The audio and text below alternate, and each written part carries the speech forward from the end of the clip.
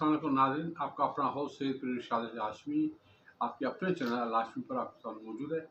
जनाब, हम कोशिश करते हैं कि अच्छी मयारी और क्लासिक चीज़ों पर हम बात करें। आज हमारा मौजू है पाकिस्तान के लीजेंडरी, बड़े सगीर के लीजेंडरी फैज़ अहमद फैज़ साहब। उनकी पोइट्री, उनकी ज़ाती ज़िंदगी, उनकी इनकलाबी पोइट्री, उनके हालात, उनकी चीज़ें, उनकी सोच, ये सब हम लेके आए। ये 3 एपिसोड्स का प्रोग्राम है। आज हम पहला एपिसोड कर रहे हैं। जैसा कि मैं आपको बताऊं कि फैज़ अहमद फैज़ साहब वो हस्ती हैं जिस पर लाखों प्रोग्राम किए जा चुके हैं। हमारी कोई औकात नहीं कि हम उस पर बात करें, मगर खराज अकीदत पेश करने के लिए, छोटी सी अकीदत पेश करने के लिए हम ये प्रोग्राम करें। जैसा कि ऐसे प्रोग्रामों में बड़ी तहकीक में करता हूँ, मुझे शौक है, रिसर्च करता हूँ। मैं ऐसी कोशिश करता हूँ कि कुछ नई चीज़ें इंफॉर्मेटिव हो, कुछ लोगों को पता भी चले, कुछ चीज़ें भी हो। तो इस हवाले से मैं बहुत ही मेहनत करता हूँ, फिर रट्टा लगाता हूँ, पढ़ता हूँ, चीज़ें देखता हूँ, समझता हूँ चीज़ों को, फिर हम एक प्रोग्राम करते हैं। तो आज हम फैज़ अहमद फैज़ साहब के जो है उनके बहुत सारे पहलू हैं। तो पहले तो हम आपको बायोग्राफी सुनाएंगे कि उनकी जो है वो ज़िंदगी कैसे गुजरी। तो वो जो है वो सियालकोट ऐसी धरती है जहाँ अजीम लोग पैदा हुए, जिसमें से जनाब अल्लामा इकबाल साहब भी थे। तो फैज़ अहमद फैज़ साहब भी वही इसी धरती पर, इसी मिट्टी से पैदा हुए। उनकी पैदाइश 13 फरवरी 1911 है। ये उनकी पैदाइश है। उनका जो पैदाइश का कस्बा जो है वो काला कादिर ज़िला सियालकोट है। उनके वालिद जो थे बैरिस्टर खान बहादुर सुल्तान खान, उनकी बड़ी इज्जत थी। कहते हैं अफगानिस्तान में के सफ़ीर भी रहे हैं। उनके पास बड़े ओहदे थे, बड़े अच्छे लोग थे, पढ़े लिखे लोग थे। उनकी जो वालदा थी सुल्ताना फातिमा थी, उसकी इब्तदाई तालीम जो थी वो 1915 से शुरू हुई थी, 4 साल की एज में। तो कहते हैं कि जो है वो घर से दूर एक हवेली हुआ करती थी। उस वक्त हिंदू मुस्लिम एक साथ रहते थे। तो जो है वो हवेली से अक्सर मुशायरे की आवाज़ आया करती थी। तो कहते हैं कि वहाँ पंडित राज जो है नारायण, पंडित राज नारायण एक मशहूर उस वक्त की शख्सियत थी जो ये मुशायरे मुनक़िद कर रही, ये हवेली उनकी थी। तो पहले तो आइए आपको पंडित जो है वो नारायण की एक उस ज़माने की फ़ोटो दिखाएं। ये देखिए फ़ोटो।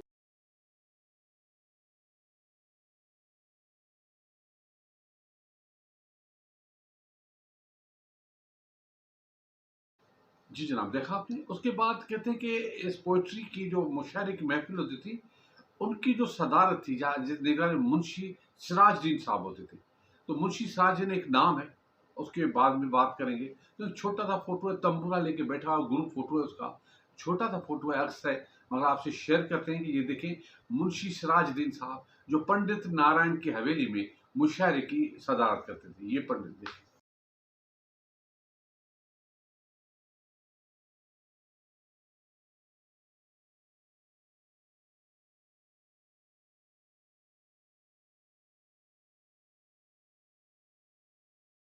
जी जनाब, देखा आपने।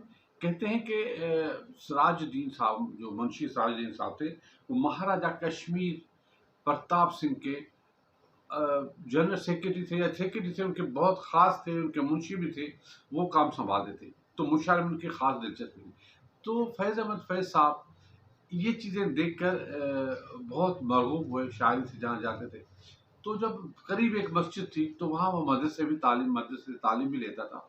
तो मदरसे में जो है उस ज़माने में जो है मुअल्लिम मोहम्मद इब्राहिम साहब, जो वो एक बड़ी हस्ती है उस ज़माने की, मौलवी थे, उनसे मसाइल भी सीखते थे, कुरान भी पढ़ते थे।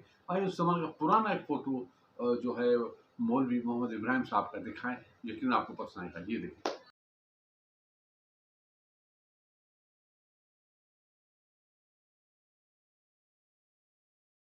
लोग कहते हैं कि फैज़ अहमद फैज़ साहब ने कुरान शरीफ हिफ्ज़ किया।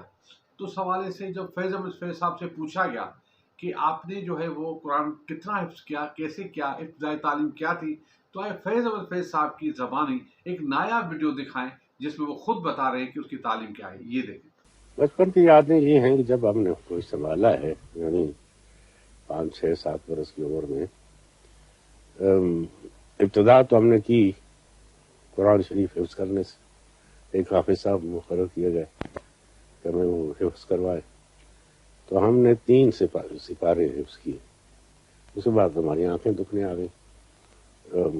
تو وہ مجھے آج تک وہ جب پچھتاوے کی بات کر رہے تھے نا، ایک پچھتاوا یہ بھی ہے کہ وہ ہم ختم نہیں کر سکے. وہ 3 سپاروں کے بعد ہماری آنکھیں جواب دے گئی تو ختم ہو گیا. اس کے بعد ہمارے محلے میں بہت اس زمانے کے جید عالم تھے مولوی ابراہیم میر سیال کوٹی، جو کہ اہل حدیث کے امام سمجھے جاتے تھے. امام تو مولوی ثناء اللہ تھے امرتسری، ان کے بعد یہ تھے. بہت جید عالم، اور لائبریری ان کے پاس، ان کے گھر میں جو کتب خانہ تھا.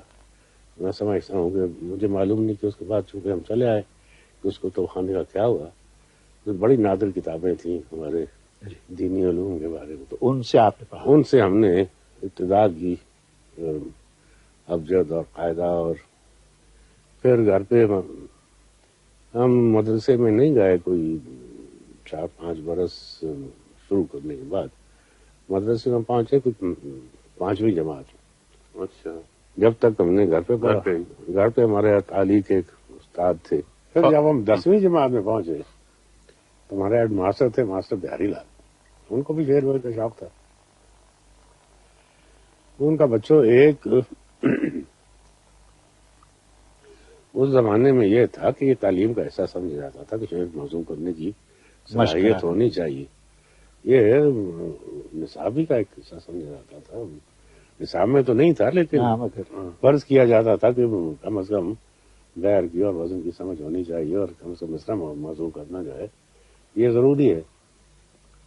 ان کا طرح کے سب لوگ جو ہیں شعر کے، اور سید شمس العلماء سید میر حسن دیکھیں گے جج، اور وہ جج بنیں گے اور انعام ملے گا جس کو وہ پسند فرمائیں گے. چنانچہ ہم نے غزلیں لکھی، ہم نے بھی لکھی. اور چنانچہ وہ ہماری غزل جو تھی وہ شمس العلماء صاحب نے ہمیں، میں سمجھتا ہوں اس میں آدھے مصرع جو تھے وہ وزن سے خارج تھے لیکن انعام. تو دیکھیے آپ نے یہ ویڈیو، یہ آواز ہمارے فیض احمد فیض صاحب کی. تو کہتے ہیں کہ جب میٹرک کا طالب علم تھا، 10ویں جماعت جب پڑھتا تھا، تو وہاں ایک مشاعرہ منعقد کیا گیا. اس میں فیض احمد فیض نے پہلا پوئٹری پیش کی جس میں وہ سب سے اول آیا، اور اس کو انعام بھی دیا گیا. تو اس پوئٹری، اس مشاعرے کا جو سمجھو منصف تھا، جو جج تھا، وہ علامہ اقبال کے جو ہے وہ استاد شمس العلماء صاحب تھے. شمس العلماء ایک ہستی ہے، ان کا ایک اپنا نام ہے. تو شمس العلماء میر سید حسن صاحب، تو انہوں نے اپنی جیب سے 1 روپیہ جو ہے فیض احمد فیض کو انعام کے طور پر دیا. تو کہتے ہیں کہ جب بھی فیض احمد صاحب بات کہتے ہیں، وہ کہتے ہیں یہ 1 روپیہ میرے لیے ایک اثاثہ ہے. تو 1921 میں اس نے گورنمنٹ کالج لاہور سے جو میٹرک پاس کیا، پھر اسی کالج سے اس نے جو ہے ماسٹر بھی کیا، اور اس نے عربی میں بھی ماسٹر کیا. اس نے تعلیم بہت لی، اور اس نے ایک اپنا مقام بنایا. تو پوئٹری کی طرف جب اس کا رجحان ہوا، پوئٹری بھی تو اس نے لازوال جو باتیں کی وہ کہنے کی نہیں. تو کس طرح اس نے کتابیں لکھی، اس نے بہت ساری چیزیں لکھی. اس کی پوئٹری نے پوری دنیا میں دھوم مچا دی تھی. اس کے ایسے شعر تھے کہ آنکھ نم ہو جاتی تھی. کیا شعر ہے وہ. تو آئیے ان کا ایک شعر جو ہے وہ آپ سے شیئر کرتے ہیں. مت رو بچہ، مت رو بچہ. اس میں حوصلہ بھی ہے. اب دیکھیے کیا بات ہے اس کی پوئٹری کی، اس کی بات سنیں آپ کیا ہے یہ دیکھیں. کہ مت رو بچے، رو رو کے ابھی تیری امی کی آنکھ لگی ہے. مت رو بچے، رو رو کے ابھی تیری امی کی آنکھ لگی ہے. مت رو بچے، تیرے ابا نے کچھ ہی پہلے اپنے غم سے رخصت لی ہے. تیرے ابا نے کچھ ہی پہلے اپنے غم سے رخصت لی ہے. مت رو بچے، تیرا بھائی اپنے خواب کی تتلی پیچھے دور کہیں پردیس گیا ہے. تیرا بھائی اپنے خواب کی تتلی پیچھے دور کہیں پردیس گیا ہے. مت رو بچے، تیری باجی کا ڈولا پرائے دیس گیا ہے. مت رو بچے، تیرے آنگن میں مردہ سورج نہلا کے گئے ہیں. تیرے آنگن میں مردہ سورج نہلا کے گئے ہیں. چندرما دفنا کے گئے ہیں. مت رو بچے، تو گر روئے گا تو یہ سب امی ابا باجی بھائی چاند اور سورج اور بھی تجھ کو رلوائیں گے. ماترو بچے تو گر روئے گا تو یہ سب امی ابا باجی بھائی چاند اور سورج اور بھی تجھ کو رلوائیں گے. ماترو بچے تو مسکرائے گا تو شاید یہ سب ایک دن بیس بدل کر تو اس سے کھیلنے لوٹ آئے. جی جناب، سنا آپ نے مت رو بچہ. یہ تھے ہمارے فیض احمد صاحب. کہتے ہیں کہ دنیا میں جو رجحان کے ساتھ جو شاعری کرتے ان میں فیض احمد فیض کا نام بھی اولیت میں آتا ہے. اس میں اس کو اگر پوئٹری میں تھی تو نظم اور غزل میں ایک نظم میں بھی اس کو مہارت تھی تو غزل میں بھی اس کی بہت ایک عبور تھا اس کی. اس وجہ اس کی مشہوری بہت تھی کیونکہ دونوں چیزوں پر اس کا گرفت تھی. تو ایک پوئٹری آپ نے سناتے ہیں دربار کے حوالے سے.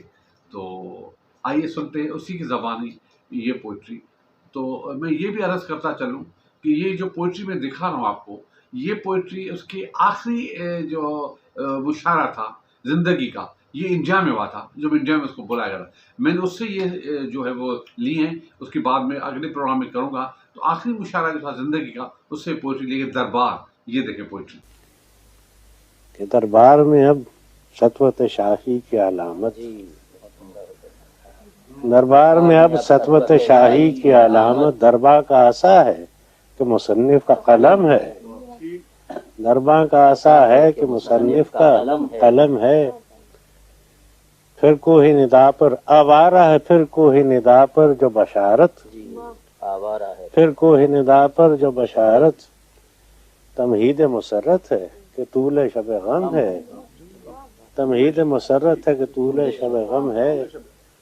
جس دجی کو گلیوں میں لیے پھرتے ہیں طفلاں، جس دجی کو گلیوں میں لیے پھرتے ہیں طفلاں، یہ میرا گریباں ہے کہ لشکر کا عالم ہے. جس دجی کو گلیوں میں لیے پھرتے ہیں طفلاں، یہ میرا گریباں ہے کہ لشکر کا عالم ہے. اور جس نور سے ہے شہر کی دیوار درخشاں، جس نور سے ہے شہر کی دیوار درخشاں، یہ خون شہیدہ ہے کہ خانہ جم ہے. یہ خون شہیدہ ہے کہ زرخانہ جم ہے. میرا آخری شعر ہے کہ حلقہ کیے بیٹھے رہو ایک شمع کو یارو، حلقہ کیے بیٹھے رہو ایک شمع کو یارو، کچھ روشنی باقی تو ہے اور چند کے کم ہے. جی جناب، سنا آپ نے. تو اس کے بعد ملکہ ترنم نور جہاں اور فیض احمد فیض کا ساتھ بھی عجیب ہے. وہ آگے چل کر بتائیں گے کہ مجھ سے پہلے اس کی محبت کیسے ہوا، یہ آگے چل کے بتائیں گے. تو ایک چھوٹی سی پوئٹری جو ملکہ ترنم نور جہاں نے اس کے لیے گائی وداؤٹ میوزک، اس نے جس طرح گائی کمال ہے. میں آپ سے وہ شیئر کرتا ہوں ملکہ ترنم نور جہاں کی یہ پوئٹری. یہ دیکھ. پھر کوئی آیا دل زار نہیں، کوئی نہیں. پھر کوئی آیا دل زار نہیں، کوئی نہیں. رہ ہوگا کہیں اور چلا جائے گا، راہ ہوگا کہیں اور چلا جائے گا. ڈھل چکی رات بکھرنے لگا تاروں کا غبار، ڈھل چکی رات بکھرنے لگا تاروں کا غبار. لڑکھڑانے